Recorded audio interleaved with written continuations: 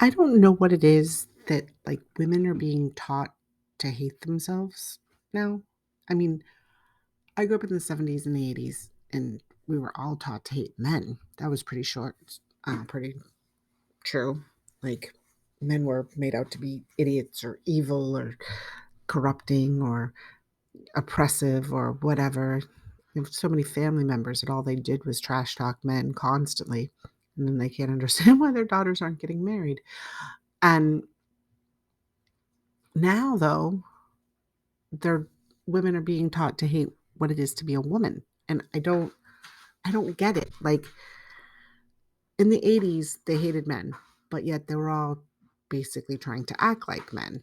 Like, you would see them in the big power suits, and they'd have their shoulder pads in, try to make them look broad and strong, and, they'd complain because if they were tough, they were called bitches, and it's like, well, maybe you just were a bitch. I mean, I've worked for some jerk bosses before that were both male and female. There's a way to be strong and there's a way to be competent and not be be a jerk at the same time. But there's like because women were taught that men were just jerks and that's why they're successful, when they went into business, they started becoming jerks. And you're like, that but that's not.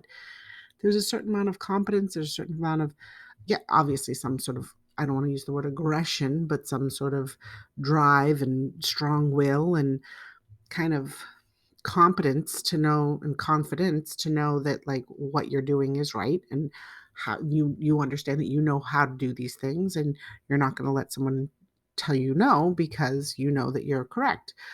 So there's a certain amount of that that goes into being successful in business, but you don't have to be a jerk about it. But somewhere along the lines, women conflated being a jerk to being in control, and it's really weird.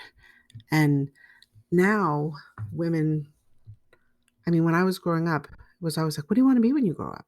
Like, when did that become a thing for women? Not that you can't be something, but like, when did that become a push? Like, when I was a woman or little girl, it's like, I want to get married and I want to be a mom. And I was like, oh, that's the patriarchy talking.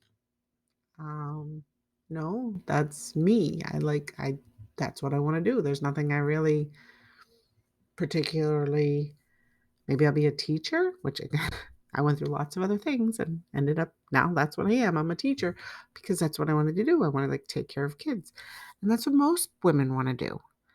And, even now when you can do anything you want, most women go into nursing, most women go into teaching because we like taking care of people. They also are jobs that work well with being a mom. Like society was designed not because men said, "Oh, I have an idea. Let's oppress all women and let them stay home with the kids while we go out and do things." That's not how society was designed. Originally, a gajillion years ago when we were cavemen, women would have children. They'd have to take care of the children, make sure the children don't die. And then men go, "Oh, what can I do? Oh, I'll go get her some food." That's what I'll do. Oh, I'll go kill that bear to make sure there's skin so we can give the baby some, warmth. And that's how it's the breaking up of, sharing responsibilities that made society work. And since women are the ones that bear children and women are the one that can feed children and women are the most likely the ones who want to take care of their children, that's how it ended up. Somewhere along the lines, it got turned into, no, they made us stay home. Who wants to go to work? Like, nobody wants to go to work unless you're one of the rare people who have found your calling. If you do something you love, you never work a day in your life kind of thing. Other than that, nobody wants to go to work. I have had friends who've had babies now. I'm in my 40s, but some of them in their 30s, and they come to me and they're like, "What do I do?" Like, I have to go back to work and my baby's 2 weeks old, my baby's a month old, whatever it is, a couple months old. How do I just hand my baby over to daycare? Because somebody still has to take care of this baby. And I'm like, I don't know how you do that. I never did that. I worked around it and figured out ways so that I could stay with my baby. Even to today, I'm a homeschool mom. Like he did go to school for a few years in between. Um, though I still worked my schedule around him. Um, but yeah, no, I don't understand. We have these children because we love these children and we want to raise these children, not because we want to hand these children off to other people to be raised. And it just doesn't make any sense. Life is literally all about just making the next generation and being with those people and being with the ones you love and being with your friends and being with your family. And sorry about my cough. I'm cat sitting in this, her dander's everywhere. Anyway, so, um, anyway, so being with people. And now the biological imperative of making children and the biological desire. I mean, women literally, their clock starts ticking and people, no, it's a thing. Your clock starts ticking and you're like, I need to find a suitable mate, basically, someone who will be able to take care of me and my child. But you're told from such a small age that this is not the way it is. And then the men, oh, the poor men, they're being told, a woman needs a man like a fish needs a bicycle. Ha, ha, ha. You don't need them. They're useless entities. They're being told, and then they are. And then we're like, why are they so useless? Gee, I wonder. They used to at least be able to take care of their families. Yeah. And then you told them that was a bad thing. And same thing with women. Like, you used to grow up and you wanted to be a mom and you wanted to take care of your kids. And now you're told, oh my God, you got pregnant. You're going to kill it, right? Like, kill it immediately. You can't even, that's awful that parasite's living inside of you. It's like, what? This is a human being. This is a beautiful human being. The magic of creation of life. And yes, it is magic because I understand the science of an egg and a sperm and blah, blah, blah, blah. But that doesn't explain how it creates. I mean, it explains, okay, this DNA matches and with this DNA, and so therefore they have blonde hair and green eyes, and they're going to be, 6 feet tall. And I get that, sure, but what about everything else? What about the DNA and the magic that turns into, he's gonna have this kind of personality. He's gonna think these things are funny. He's gonna like the taste of this and not like the taste of that. He's gonna like to snuggle. He's gonna like to play basketball. He's gonna like, and I say he because I have a little boy, but there's all these things that they're like born, like when babies are born, their personalities are fully formed inside of them, and then we just watch it blossom. They come as soon as they're created, all these things start happening. And now you're being told that that's awful. Get that thing out of you immediately. Oh, it's not real. It's not really a person. No, it is. Trust me, I had one. It was in there. It made me sick sometimes, literally, because it didn't like what I was eating or smelling. Sorry. And it, definitely did not like going to see the James Bond movie when I was like 6 months pregnant. And it was like wearing a little rumble pack. He just kept kicking like, what are those explosions? Yeah, actual real person inside. But we're told that these things are awful if you want them. There's this whole thing right now called trad moms, and trad moms are being bashed all over the internet because, they want to be moms and wives or trad wives. And you're like, what? You mean the wife? That's what it is. Like, separation of, things that need to be done in the household. So somebody has to go out and kill the deer and make rugs and food, and somebody has to stay here and make sure the baby doesn't die. Which one do you think you want to do? Well, I can't feed that thing, so why don't I go get the deer and you stay and feed the baby? All right, sounds like a good idea. That's all that was.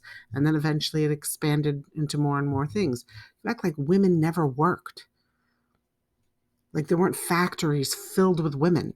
You act like women never did anything in history. Like there was no Amelia Earhart. Like there was no Madame Curie. Like there was no Mary Shelley. All of these people were real things.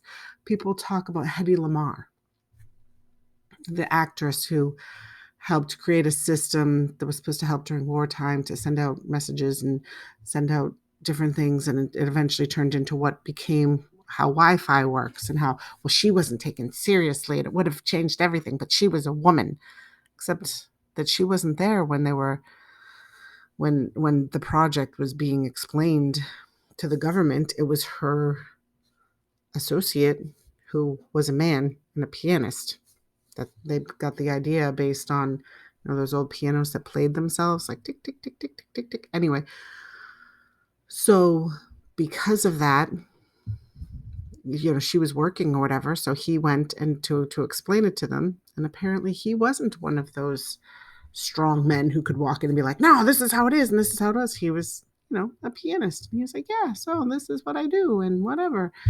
And they were like, yeah, I don't really know what you're talking about, but go away. And eventually they figured out, wow, that was a good idea. But it wasn't because a woman came up and introduced it, because a man went up and introduced it. But people have forever said, oh, she was never taken seriously. Lots of women were taken seriously. Go through lists. There's movies that come out about women who work on this and women who work on that. Yes, there's less because there's only a few men who make it to great success. Less women tried to make it to great success, and therefore less women created or came to great success, depending on your version of success. Many women stayed home and had lovely lives, were wives, raised their children. Their children went on to do amazing things. Or maybe they just enjoyed their life with their family.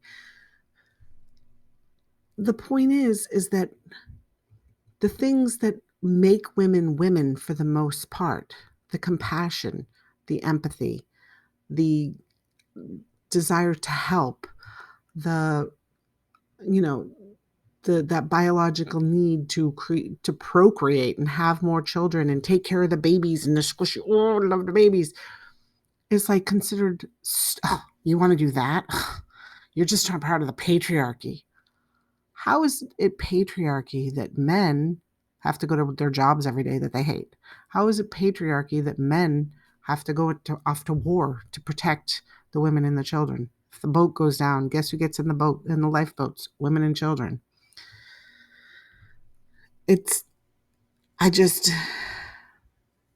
Now, if you say to someone, what is a woman?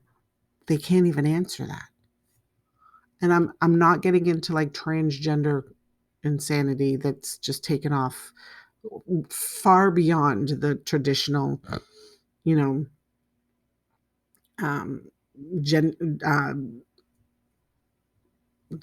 traditional like gender dysphoria. It's just turned into like a kink, weird look how important I am. I can do this. Yeah, no. I'm talking about just like, tell me what a woman is, and not a birthing person. For people who are like, men just want to put us into a category where all we are is little incubators. Okay, so what's a woman? Oh, well, there's biological women who are birthing people, but then women can be whatever they want them to be. What? Like, you're literally creating exactly what you said you hated. And the fact that women are being taught to hate to be moms and to hate to be a trad wife, a traditional wife. Like I said, they're made fun of on the internet all over the place. So because this is what things always were, we have to say it's bad. But I don't want to go work a 9-to-5 job that I hate just to come home and put my kid to bed and have somebody else raising my kid. I want to be there for my child. Why is that? Oh, you just think you do because that's what the man tells you. No, actually. And like they show statistically, since the beginning of like the women's lib craziness, where having a career is wonderful and having children is like a death sentence, women's happiness has progressively gone down. because women aren't inspired by like, look what I did. I went to work and I got it for the most part. I'm not saying there's the occasional woman who's not that cutthroat lawyer person, but for the most part, and men's happiness for some reason has gone up. Gee, they have no responsibility. They can have sex with whoever they want, not have to worry about any of the repercussions because the woman will go off and kill the baby. It doesn't matter.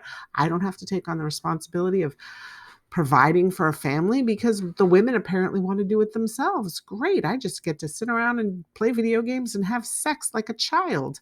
Not sex like a child, but sit around like a child with no, that came out wrong.